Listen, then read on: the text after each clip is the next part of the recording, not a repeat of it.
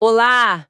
Bem-vindos à nossa conversa de hoje. Vamos mergulhar em umas ideias bem interessantes, é, baseadas em trechos do livro Sem Esforço, do Greg McKeown. Olá. A ideia principal é quase um tabu cultural, né? Será que as coisas que realmente importam na vida podem ser mais fáceis? É uma pergunta e tanto, né? Desafia muito do que a gente aprendeu. Exato. Então a gente pegou uns pedaços-chave do livro para usar como ponto de partida aqui. Nossa missão, digamos assim, é investigar estratégias para aliviar o peso do que é essencial, sabe? Em vez de só naquela de adicionar mais e mais esforço. Aquela cultura do no pain, no gain, né? Que nem sempre funciona, ou pelo menos tem um custo alto. Justamente. E para começar, tem a história do Patrick McInnes, que o livro cita. Vale a pena lembrar. Ah, sim. Um caso bem forte. É um cara com um currículo brilhante, Georgetown, Harvard, carreira em finanças, mas que vivia, assim, no limite do limite. 80 horas de trabalho por semana, né? Viagens sem parar. Isso, ignorando a própria saúde. Era o clássico burnout anunciado, né? E que acabou acontecendo depois da crise de 2008, se não me engano. Foi um colapso mesmo físico e mental que fez ele questionar, bom, tudo. E essa história mostra bem uma armadilha que muita gente cai, eu acho.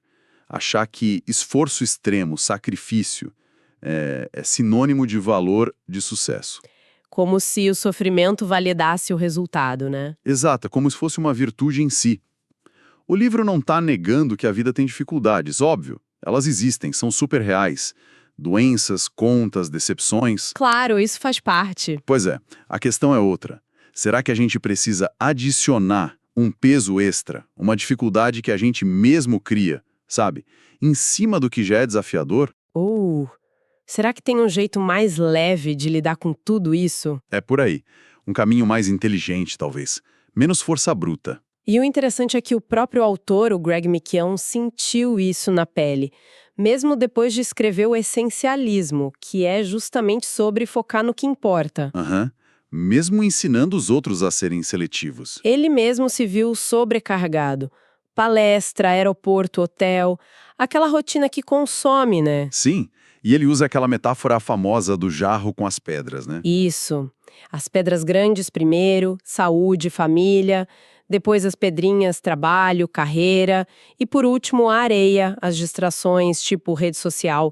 Priorizar o essencial. Uma ótima metáfora. Mas aí veio a questão que ele mesmo se fez e que eu acho que muita gente se identifica.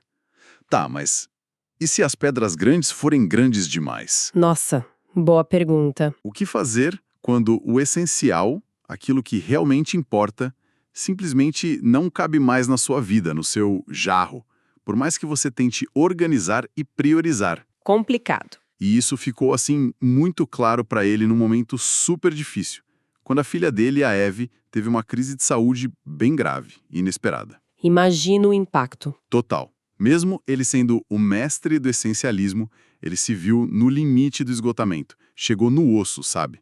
E foi aí que surgiu a ideia do sem esforço. Exato. Foi quando, tipo, caiu a ficha. Ele percebeu que não adiantava só fazer as coisas certas. Era preciso achar o jeito certo de fazer essas coisas. Ah, interessante. Não é só o que, mas como. Precisamente.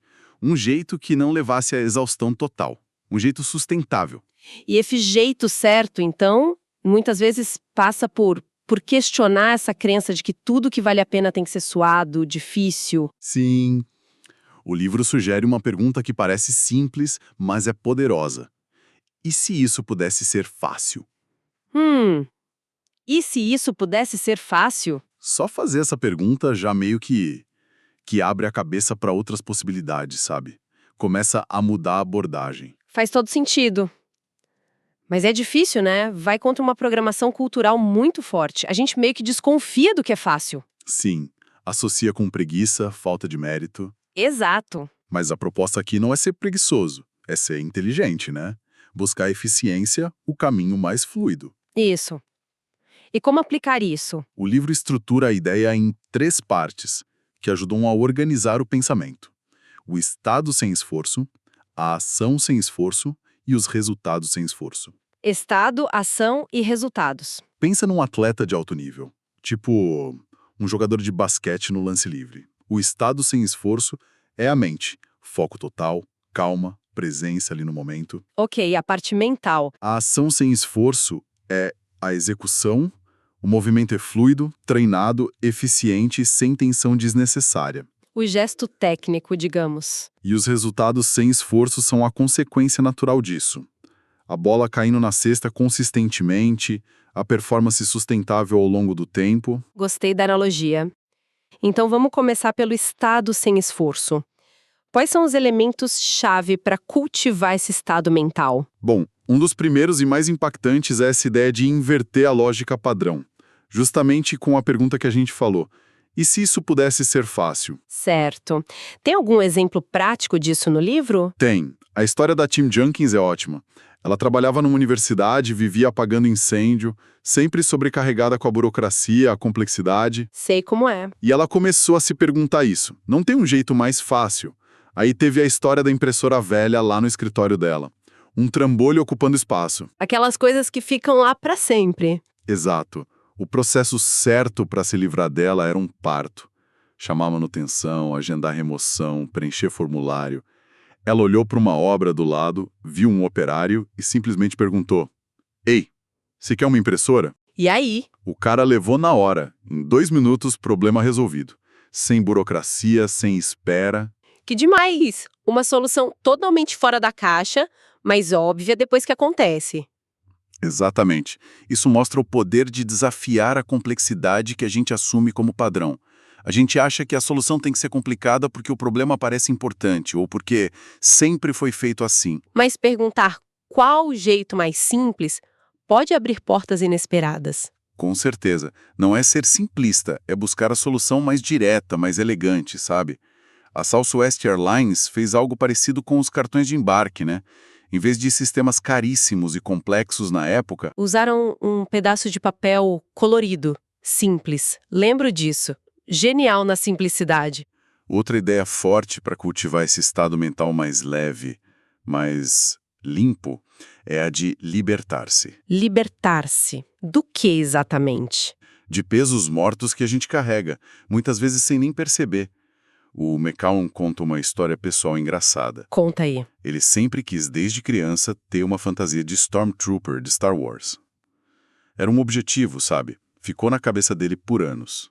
Um sonho de infância. Isso.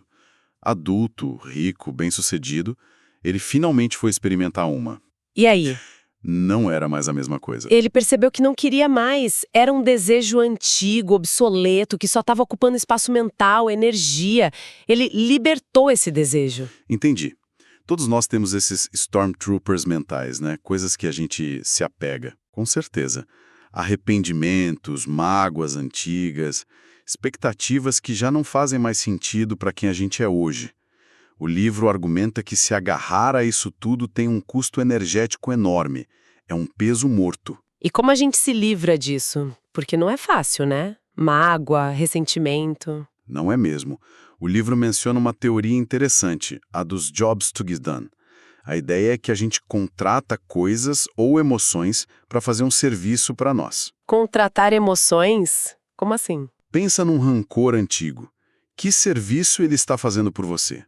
Te mantém alerta, te dá uma sensação de justiça, mesmo que ilusória.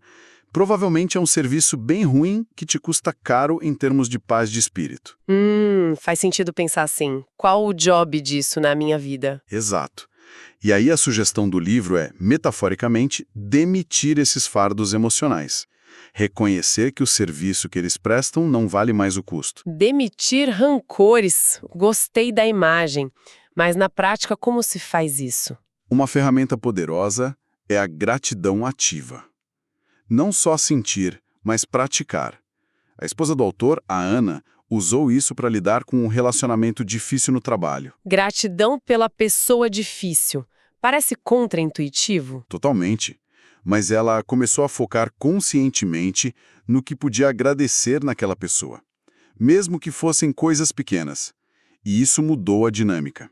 A teoria por trás, chamada ampliar e construir, diz que emoções positivas, como a gratidão, literalmente abrem nossa mente, nos deixam mais criativos e resilientes. Interessante.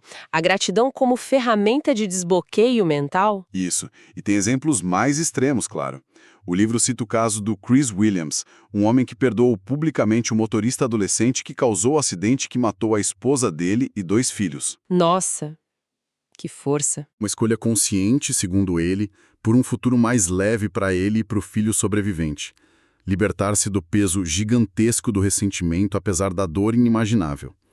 Foi uma escolha pelo caminho sem esforço, no sentido de não carregar um fardo adicional para o resto da vida. Uau, isso realmente coloca tudo em perspectiva. Então, além de liberar esse peso emocional, o livro também bate muito na tecla do descanso físico e mental, né? Muito.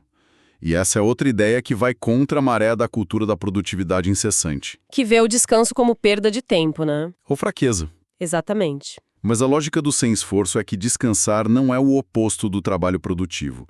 É uma parte essencial dele. Sem descanso, não há sustentabilidade. E como isso funciona na prática? O livro dá o exemplo do Joe Maddon, técnico de beisebol. Ele chegou a instituir uma semana de descanso para o time dele, os Cubs, em plena temporada. Menos treino pesado, mais recuperação. E o resultado? O time não caiu de produção? Pelo contrário, o time jogou melhor e, naquele ano, eles ganharam a World Series depois de mais de 100 anos. O descanso não atrapalhou, ele potencializou a performance. Incrível.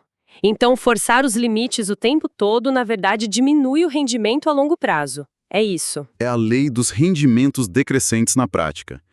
A pesquisa sobre prática deliberada, do Anders Ericsson, mostra isso claramente. Mesmo os maiores especialistas do mundo, músicos, atletas, cientistas, não trabalham ou treinam 8, 10 horas seguidas sem parar. Como eles fazem, então? Eles trabalham em blocos de foco super intenso, tipo 60 a 90 minutos, e depois fazem pausas reais. Descanso é crucial. A regra de ouro que o livro sugere é: não faça mais hoje do que você consegue recuperar completamente até amanhã. Não faça mais hoje do que consegue recuperar até amanhã. Anotado. Isso inclui sono de qualidade, claro, que é fundamental, mas também pausas curtas durante o dia e até aqueles cochilos estratégicos, de 10, 20 minutos. O Salvador Dalí, por exemplo, usava uma técnica de cochilar com uma chave na mão para acordar no limiar do sono e capturar ideias. Que figura! Então, cultivar um estado mental mais leve, com simplicidade, liberando fardos, descansando, tudo isso prepara o terreno. Exatamente. Prepara o estado sem esforço. Mas aí, como isso se traduz em fazer as coisas essenciais de um jeito mais fácil? A gente entra na ação sem esforço, certo? Correto. E o primeiríssimo passo para agir sem gastar energia à toa é ter clareza. É definir o que você quer alcançar, como é o resultado final desejado, quando algo está realmente pronto. Saber a linha de chegada, né? Isso. Sem essa definição, a gente corre o risco de ficar naquele perfeccionismo infinito, retocando sem parar, ou pior, mudando de direção o tempo todo, gastando energia em zigue-zague. O livro usa um exemplo histórico bem forte para isso, né? Aquele do navio. O Vasa, o navio de guerra sueco. Uma história ótima, apesar de trágica. Conta rápido pra gente. O rei da Suécia, na época, queria o navio mais poderoso do mundo. Só que ele não parava de mudar as especificações. Faz mais comprido, coloca mais canhões, mais decoração aqui.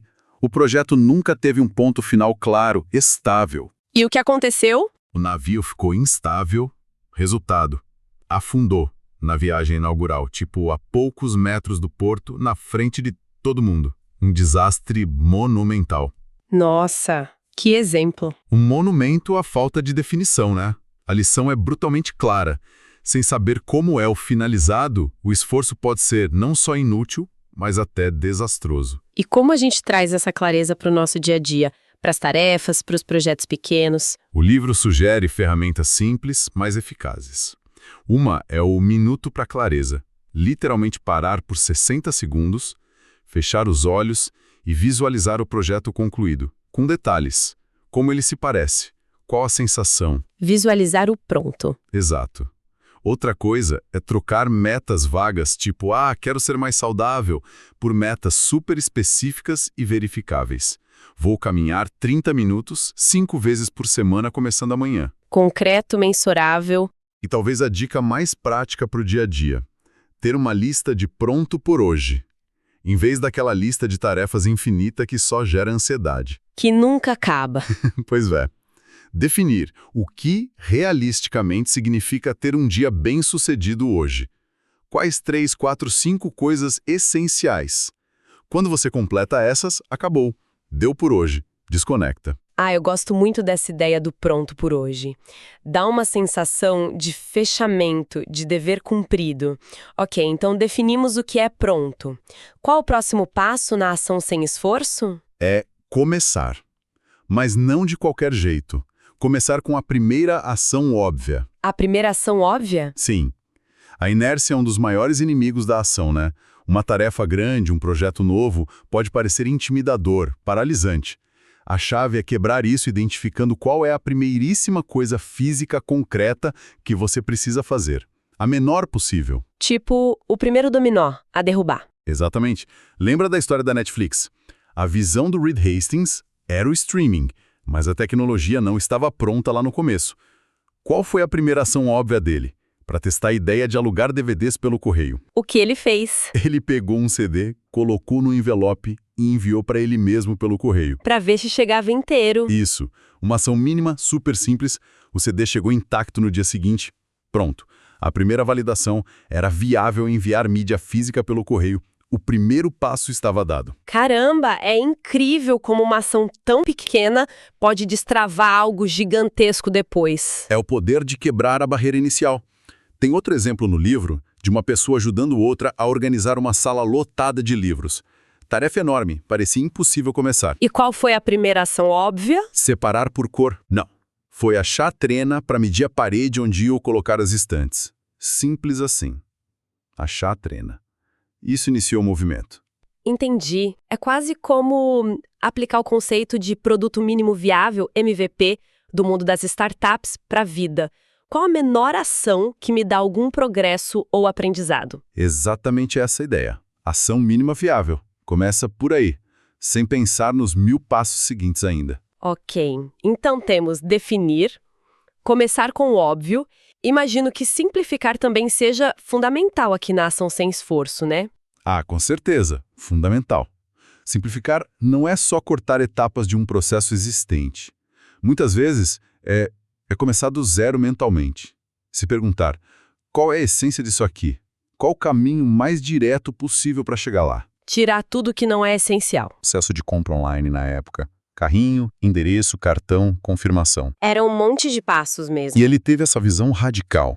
E se fosse só um clique?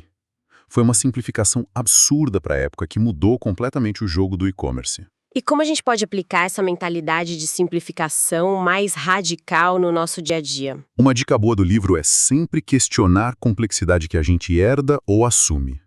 Só porque sempre foi feito assim significa que é o melhor jeito. Muitas vezes não. Desafiar o status quo da complicação. Exato. O Steve Jobs era mestre nisso. Quando ele viu o primeiro protótipo do software iDVD, achou muito complexo. Ele foi no quadro branco e desenhou a interface que ele queria. Uma janela com um único botão. Gravar DVD. E falou para a equipe. É isso. Façam funcionar. Direto ao ponto. Outra regra útil que o livro menciona é: só porque te pediram para fazer X, não significa que você precisa fazer Y junto. Quantas vezes a gente adiciona passos, relatórios, análises extras que ninguém pediu só por, por hábito ou para parecer mais completo? Verdade. A gente mesmo complica às vezes. Tem um princípio do Manifesto Ágil que eu adoro e que resume bem essa ideia. A simplicidade, a arte de maximizar a quantidade de trabalho não realizado é essencial. Maximizar o trabalho não realizado. Uau! Essa sim é uma inversão de lógica total. Ok, então temos o estado sem esforço preparado e a ação focada em definir, começar e simplificar. O que seriam então os resultados sem esforço? Como fazer o esforço render mais? Boa pergunta. Aqui a ideia é como multiplicar o impacto do esforço que a gente faz. Fazer um esforço que gere resultados contínuos, que vão além daquele momento imediato. E um conceito-chave para isso é aprender. A aprender. Mas aprender como? Aprender focando em princípios, e não só em métodos ou tarefas pontuais. Pensa no Isaac Newton, por exemplo. Ele não deu instruções passo a passo para construir uma máquina específica. Ele descobriu leis universais da física, princípios, que permitem construir infinitas máquinas e tecnologias. Entendi. É como aprender a gramática de uma língua, em vez de só decorar frases prontas. Exatamente. Quem entende os princípios por trás das coisas, seja na física, nas finanças, nos relacionamentos, na saúde, tem muito mais flexibilidade, muito mais poder para criar soluções do que quem só segue receitas prontas. É a diferença entre entender por que algo funciona e só saber como fazer funcionar num contexto específico. Perfeito. O livro cita uma frase ótima do Harrington Emerson. Quem compreende os princípios pode escolher com segurança seus próprios métodos. Quem tenta métodos, ignorando os princípios, certamente terá problemas. Buscar entender as regras fundamentais de qualquer área, isso sim gera resultado residual. Resultado linear versus resultado residual. É isso. É isso. Estudar para a prova na véspera te dá um resultado linear. Passou na prova, acabou. Construir conhecimento sólido sobre um assunto te dá um resultado residual.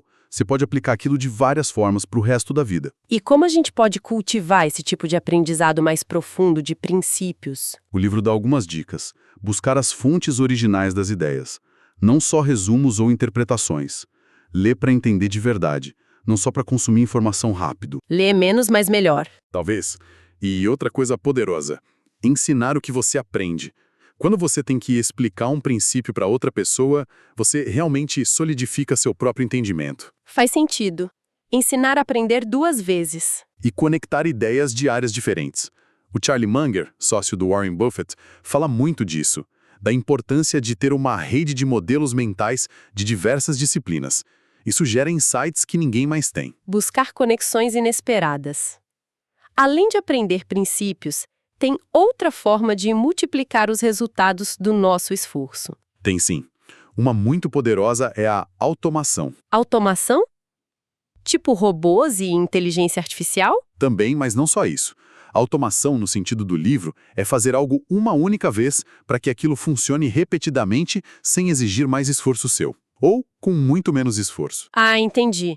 Tipo criar um sistema? Exatamente. O exemplo clássico é o checklist. O livro conta a história do avião Boeing B-17, o Fortaleza Voadora. Era uma máquina tão complexa para a época que os pilotos de teste experientes tiveram dificuldade. Um até caiu, acharam que era impossível de voar. E aí, o que fizeram? Alguém teve a ideia de criar um checklist simples, passo a passo, para as coisas essenciais, antes de decolar, durante o voo, para pousar. E funcionou. O checklist não substituiu a habilidade dos pilotos, mas ele embutiu o raciocínio correto, garantiu que nada crítico fosse esquecido na pressão do momento. Liberou a mente deles para pilotar. Que interessante. O checklist como uma forma de automação do processo mental? Perfeito. E a gente usa a automação o tempo todo sem perceber. Modelos de e-mail, receitas de bolo, rotinas matinais, tudo isso é automação. E onde mais a gente pode aplicar isso conscientemente? O livro sugere olhar para áreas como finanças, pagamentos automáticos, investimentos programados, saúde, lembretes para tomar remédio, agendamentos recorrentes, trabalho, modelos de documentos, fluxos de trabalho padronizados.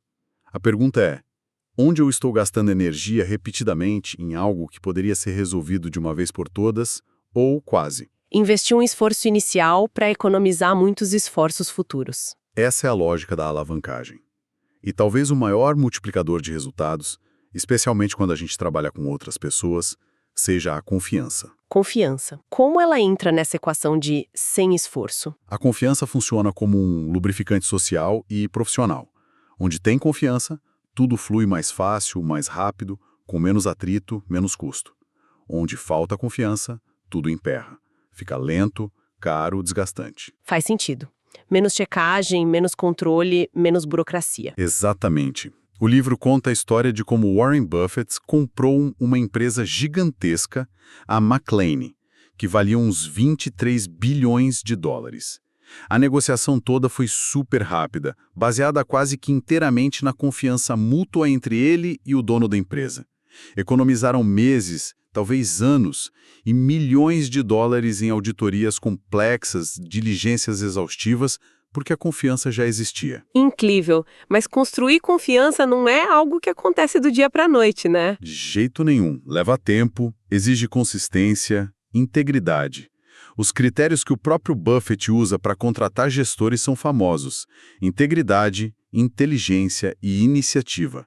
E ele sempre diz que a integridade vem primeiro, porque sem ela as outras duas podem te destruir. Verdade. Uma pessoa inteligente e cheia de iniciativa, mas sem integridade, é um perigo. Exato.